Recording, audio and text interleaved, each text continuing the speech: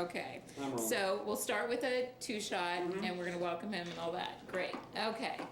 So, Rack, actually, if you want to rotate your chair counterclockwise a little bit. me? Yes. Yeah.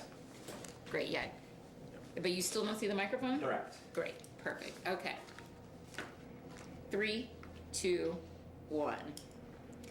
Governor Allen, thanks for joining us for Washington Business Report. So many of the issues that you've been dealing with in this race have focused on the economy. Let's get to one that really sticks out for Virginians, and that is those automatic spending cuts scheduled to happen in January. You opposed the idea at the time, you strongly oppose them now. What's the alternative?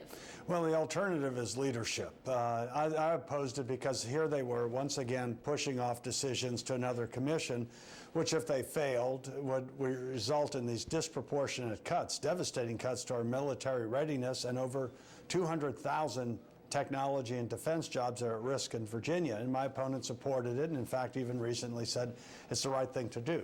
The right thing to do is not raise taxes as they're proposing. That would only cause more job losses.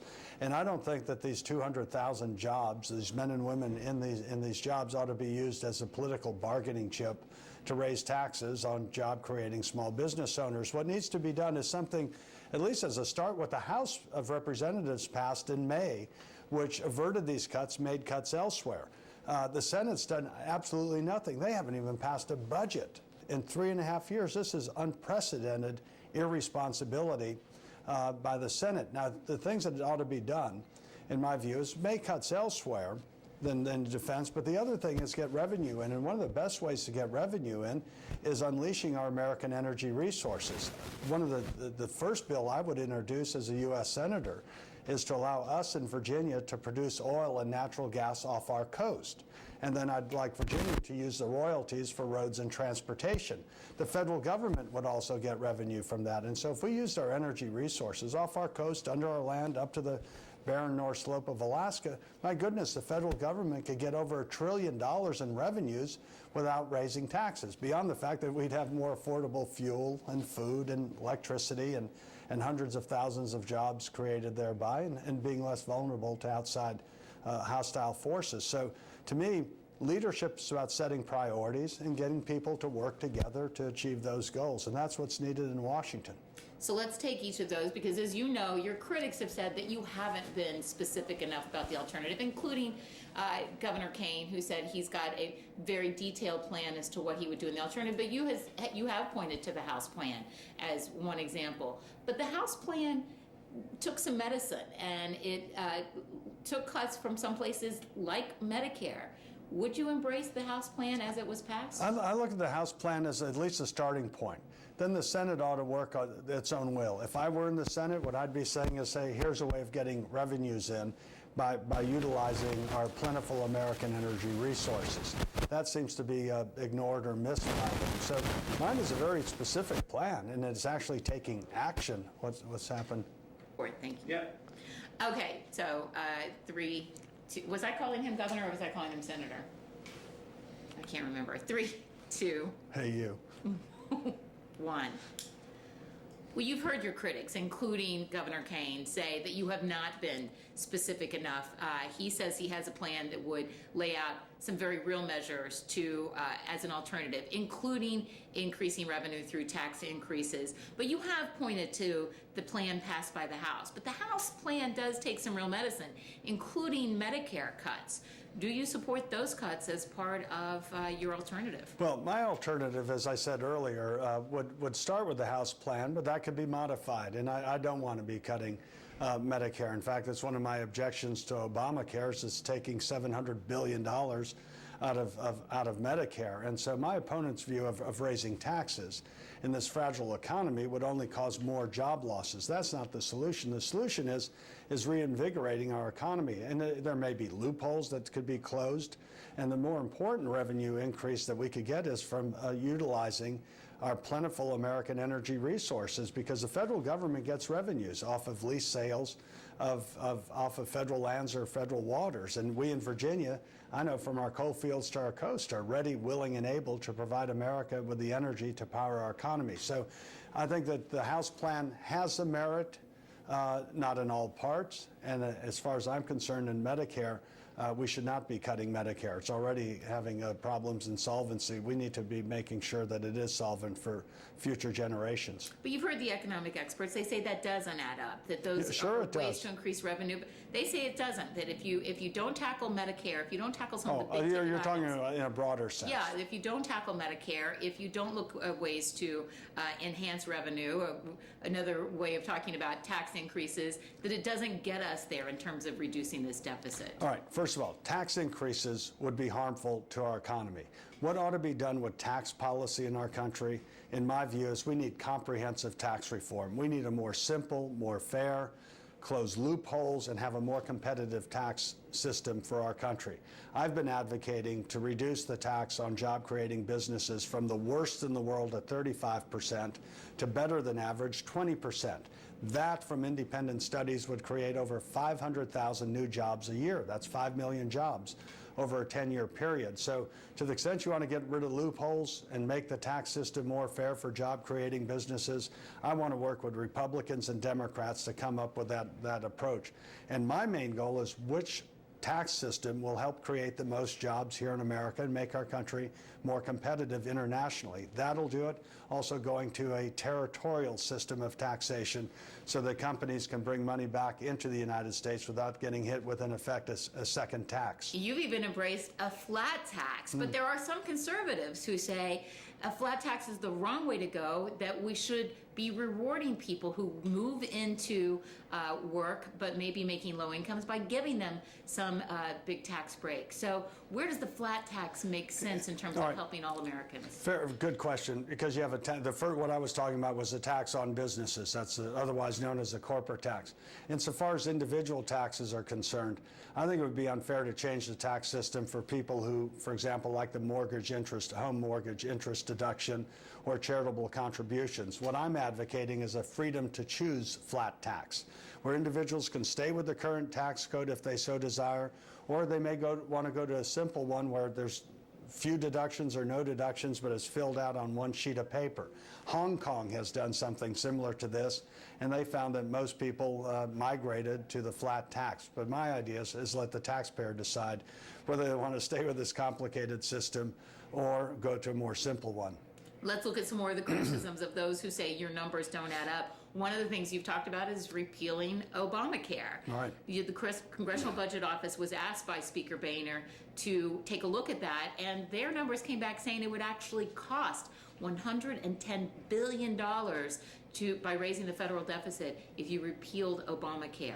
Well, two things. First of all, it's over $1 billion in spending, over $1 trillion in spending over the next 10 years in Obamacare. And of course, a lot of it's predicated on a dozen or so taxes on everything from medical devices to insurance premiums and taxes on job-creating small businesses as well. I think that, my opponent and I clearly do have a difference in this. He has said in the past that Obamacare would be, quote, great for Democrats. Susan and I have been hearing from people in Virginia, and it's not great for people regardless of their political persuasion. Seniors are losing access and will lose even more access to physicians who will take Medicare patients. This also affects our veterans and TRICARE, because TRICARE is tied to Medicare, and our veterans will have less access to doctors who will take TRICARE patients. Smaller community hospitals, they say they're going to go out of business. I saw a fellow with a wheelchair just here in Arlington this morning, and I said, well, they want to put a 2.3% gross receipts tax on medical devices. So the solution is not the government. Darn it. Yeah, sorry. It's fine. Yeah, okay. And you can pick up. Stay on the same shot. Oh, that's great. I'm going to put it here so it doesn't slide off the side. Yeah, there you go. All right, where were we? You can pick up with the solution. So in Okay. 3, 2, 1. In my view, the solution is not the government making healthcare decisions, but I think healthcare decisions ought to be made by doctors and patients. There are some provisions that I like in the Obamacare bill. For example, 26-year-olds, children up to age 26 staying on their parents' policy. The job market's so bad for young people right now that it's better that they're covered by their parents than not insured.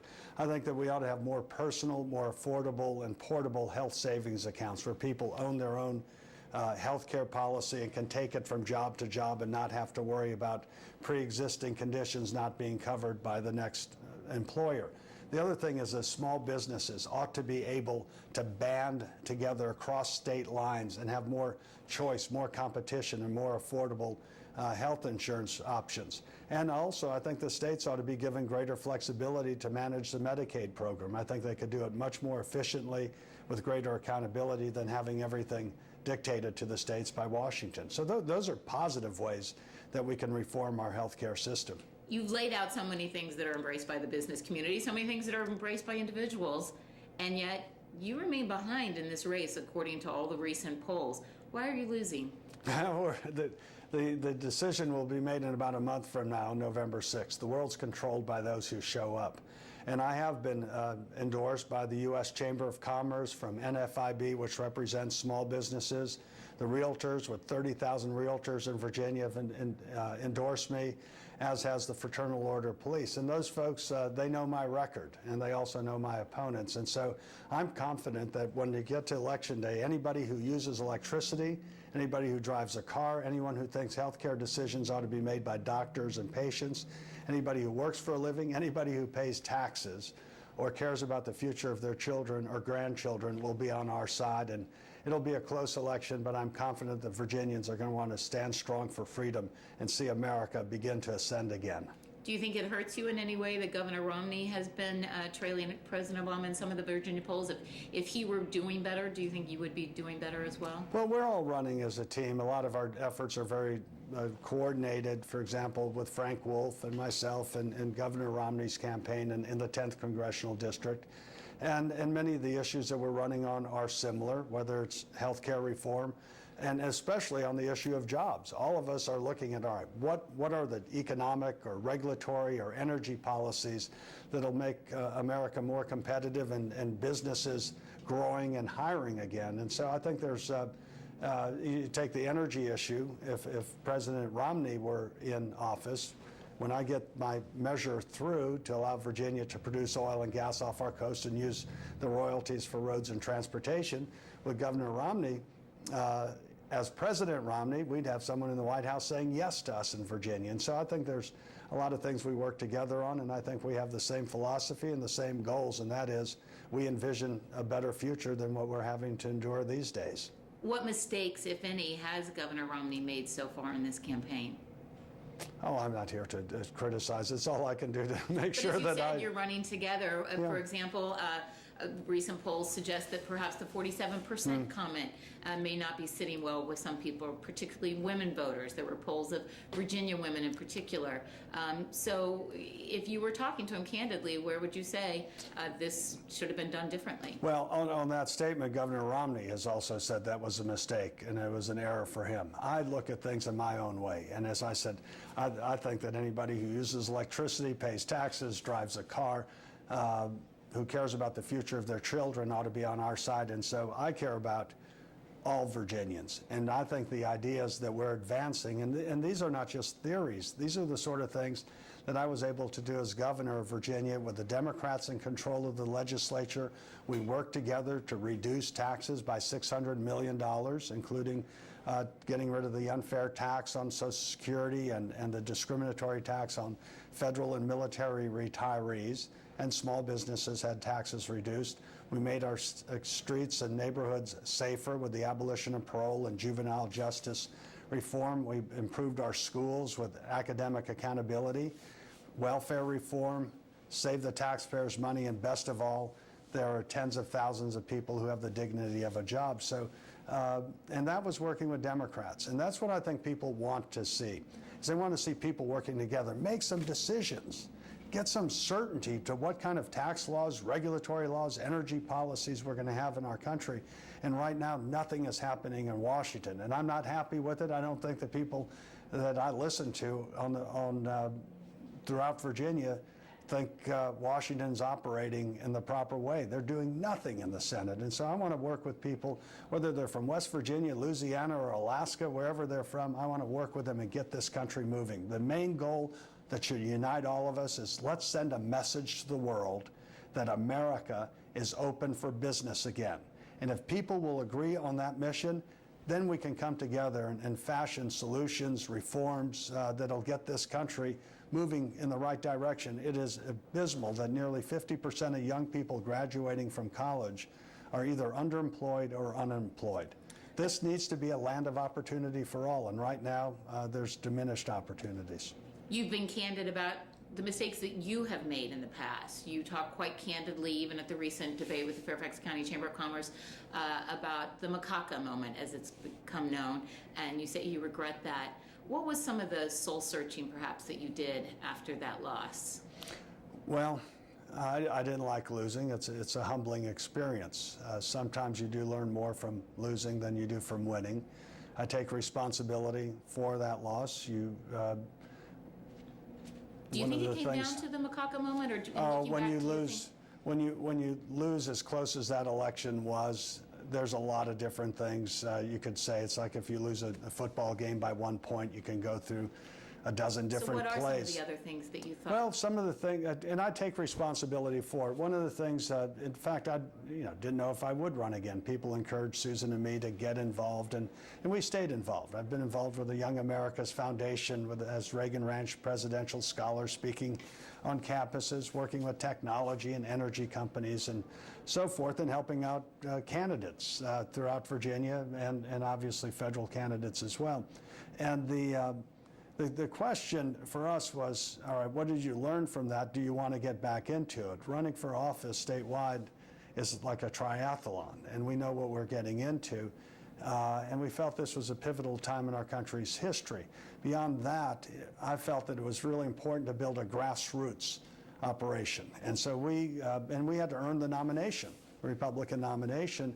And so we put people in and as leaders in every county and city in Virginia. I wanted to make sure that we had people who were competent, who knew Virginia, running our campaign. All of that was very important in making the decision to run. And so now it's a very competitive race, but what were some of the other factors that you looked at besides the macaca moment that you thought, I could have done that differently? Well, organizing at the grassroots level, take nothing for granted. The campaigns I ran for governor and as well as the Senate race in 2000 was a grassroots approach. And I think it was most important also to say not just what we're against, but say what you're for. And so from the very beginning of this campaign, we put out our Blueprint for America's Comeback. It's a pro-jobs growth plan of action with the right tax and regulatory and energy and education policies to reinvigorate the entrepreneurial spirit of our country so that the people of Virginia would know, all right, if I'm hired on, if you give me the responsibility and honor of serving you in Washington to bring your voice to Washington, here's what I would work for. That's the way we ran our governor's campaign, with a very ambitious agenda. But the fact that we ran on ideas and reforms that were very specific helped me as a governor work with people on the other side of the aisle to say, here's what the people of Virginia want. If I win in Virginia, the people of Virginia vote for me, this is going to change the leadership in the United States Senate. This is that pivotal a race. Unless people like the way the Senate's operating, then they probably won't vote for me. But I think most would like to see a change. But Virginia being such a crucial state, when I say, hey, I ran on this idea of unleashing our American energy resources, let's stop EPA from outlawing coal, or we want to produce oil and gas off our coast, or the healthcare reforms, using health savings accounts, allowing small businesses to join together across state lines. These sort of ideas in Virginia, if we win, I can go to my colleagues in the Senate, regardless of party, and they'll know Virginia is a swing state. It's not like a Democrat saying, well, I've won in Rhode Island, or a Republican saying, I won in Utah on these issues. You know, those are pretty strong Democrat or Republican states. Well, so Virginians, I think, will be able to not only change the leadership in the Senate, but I think Virginians' votes on these issues of jobs, on it, and things that relate to jobs, whether it's healthcare reforms or energy or regulations, really can have a very big influence on the agenda in Washington. I know you've got a busy day. I just want to ask you a couple more things because I know there are issues you want to touch on, and we'll let you go on with your busy day. But just to wrap up on that macaca issue, because it became something so analyzed in the days, weeks, months, and years following that race, I met that young man, and you have apologized for what you said, but he said it bothered him that you never reached out to him directly and never called him directly to apologize. Did you ever think about picking up the phone and calling him to apologize? Well, I did, and I have apologized, and it was a mistake, and I never should have brought that young man into the debate. He had a hard job. He was following me all around the state, and that was a mistake, and I did call him and apologize. I was hoping, since he followed me around everywhere, that I would be able to say it personally to him, but I didn't have an opportunity to do it personally, but I did call him and apologize to him for it, and I'm sorry for what it did to him, and it also distracted the campaign away from the issues that people care about. In this campaign, we're focused on the issues that families and small business owners care about. So let me bring up the last issue that I hear so often when I talk to undecided Virginia voters, women who say that they care very much about women's health rights. And it's interesting, I spoke to the Republican pollster Linda Duval, and she said that she even said to women in Richmond, she said, wait a second, I'm in the heart of the Confederacy, and I'm hearing from these conservative Richmond women that you want more say over your own body and your own health care issues. What do you say to try and strike that balance between very strongly pro-life Virginians and women voters in Virginia who want to make their own choices about their health care? Well, women with this administration have been disproportionately harmed as far as economic aspects of it. The unemployment rate has been increased with women, whether they're small business owners or employees. The social issues that come up, I address them as people ask me what those questions are. My main focus in our campaign's jobs, the economy, energy, kitchen table issues that affect people in their homes or people who are driving, or the cost of food and so forth. On some of the issues, on social issues, mostly it is my opponent who ends up bringing up these issues, mostly because I think it's a distraction away from the dismal economic Undecided measures. Republican women say to me that's an issue for them as well, and it's one reason Well, they're ask me. hesitating. Okay. Well, ask me whatever the specific issue may be. So, for example, as you know, there is a strong component of pro-choice Republican women, Mm-hmm. especially in Northern Virginia. How do you strike the balance between the pro-life community in Virginia and those very strongly pro-choice Republican women? I got it. All right. Well, Rebecca, I respect people who have differing views on this issue, and it's one that is held sincerely by many people. All I can say is here's my position on it. And for example, it's come up on whether there should be exceptions to any laws that are prohibiting or restricting abortion.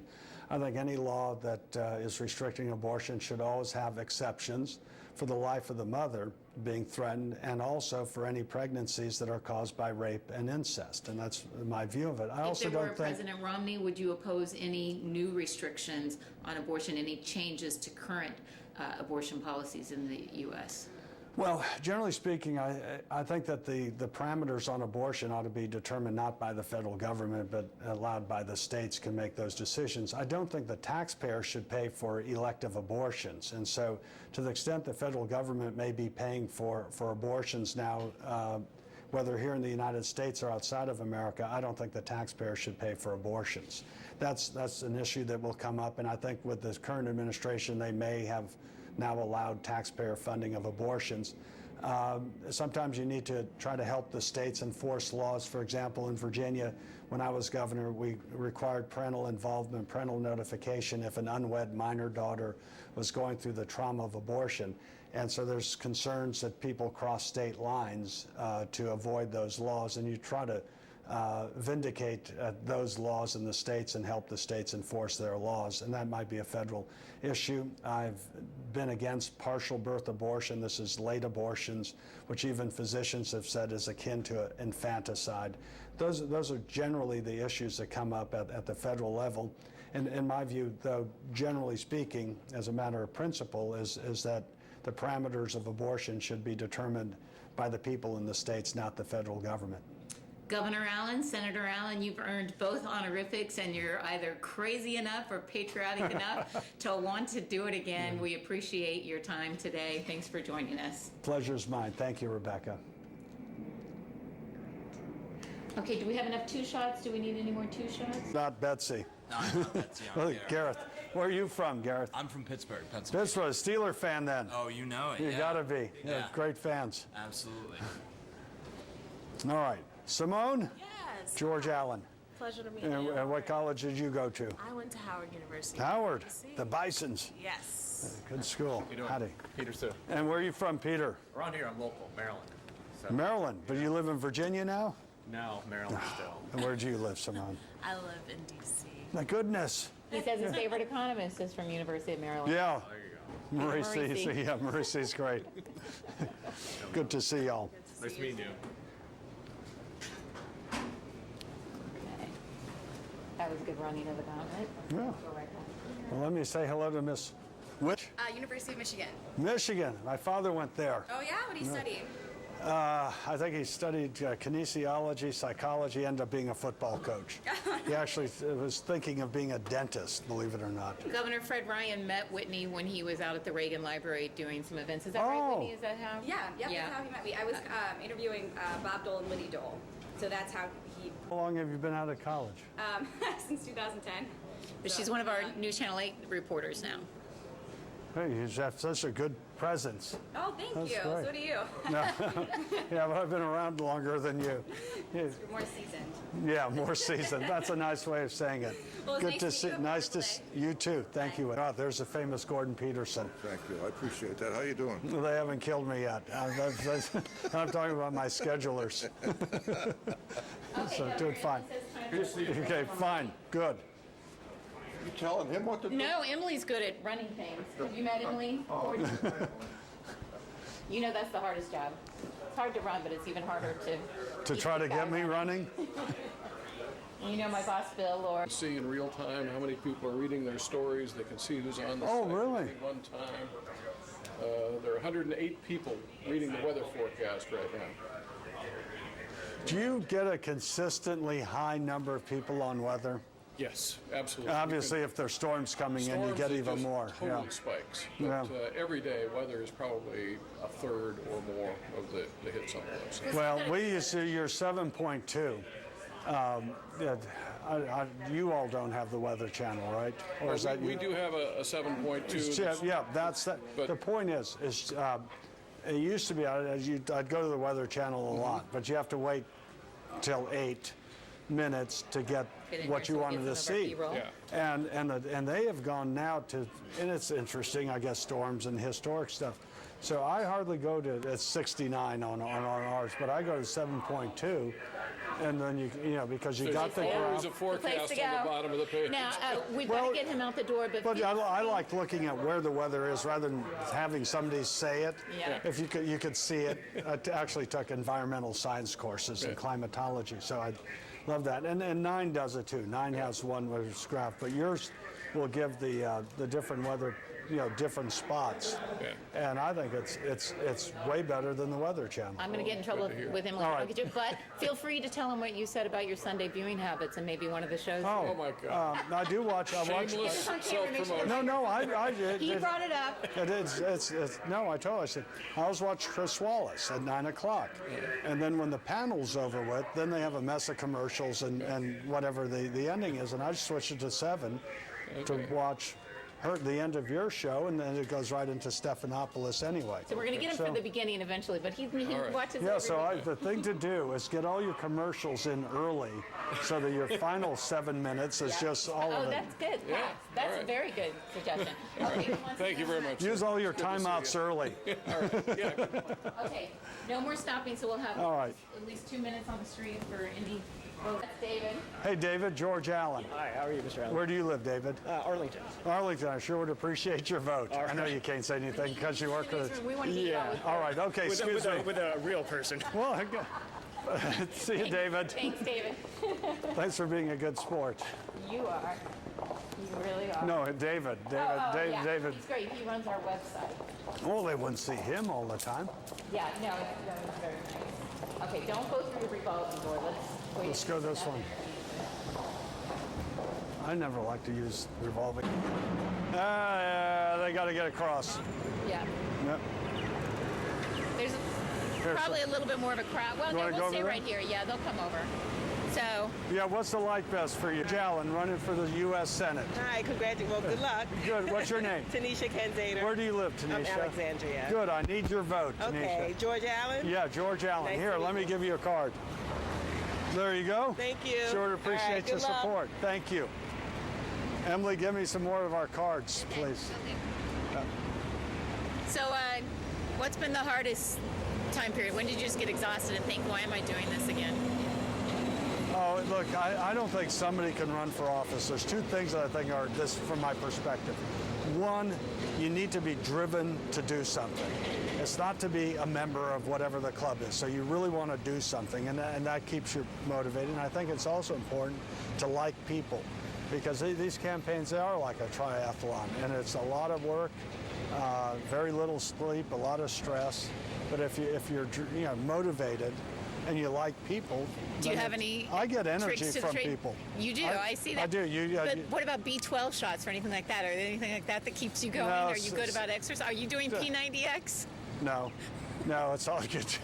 It's supposed to got vitamin C in it or something like that. You're an emergency guy. But other than that, it's generally going through Burger Kings or Wendy's and eating in the passenger seat of the car. No, campaigns are not good for good diets or Not at all. And it's constantly changing. Is Yeah, this let me have- Oh, you're with him. Okay, great. Let's get a little couple more. He's gone from the cleaners. Hello, ma'am. I'm George Allen, running for the Senate. Okay. May I give you one of those? Sure. Sure would appreciate your support. You got your hands all full. Thanks. Good to see you. Thank you. Hello, ma'am. I'm George Allen, running for the U.S. Senate. I'd like to give you that, and I sure would appreciate your vote. There's a runner. Good to see you. Nice to meet you, sir. I don't know where you I'll can take one stick of that. those. It's in Great. the pocket. Thank you. Great. Thank you. Now there's somebody doing something healthy. Okay, I think that's great.